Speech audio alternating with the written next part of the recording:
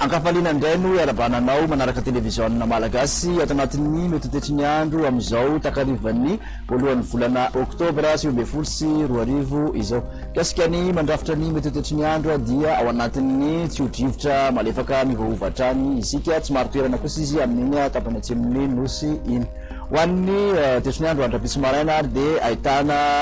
orana tandrifindrahoana ny faritra atsimatsinanana sy ny faritra vadivavy fitinany andrahoana kosa ny andro amin'iny ampovoantany manontolo iny mahazo ny faritra betsiboka sy ny faritra boeny mary andrahoana ny faritra savasy ny faritra ny analanjirofo maina kosa any amin'ny faritra sisa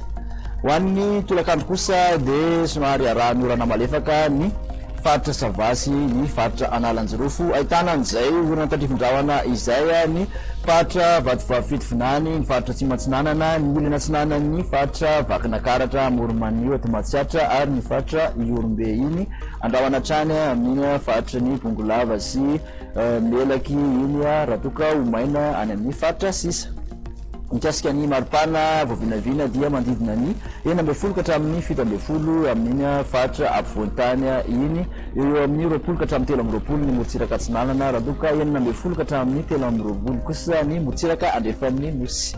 13 degré celsius ny maripana ambondrindra voavinavina dia tazana zany amin'iny antsoisy morondava iny 530 manaraka azy ao mahajanga mandidina ny 20 ka hatramin'ny 20 aty amin'ny faritra ampovoantany izay nahitana fiakarankely eo amin'ny 20 ka hatramin'ny 20 ihany koa ny morotsiraka atsinanana raha toka 20 ka hatramin'ny 30 amin'iny morotsiraka andrefan'ny nosy iny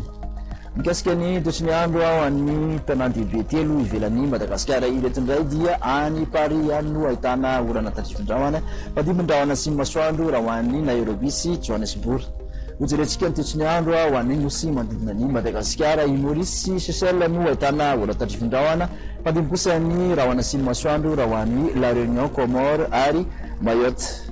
dia izay indray no masaka azonjotranao tamin'ity an'ity manasanao anaraka ny izay toy ny fandarana veloma tompoko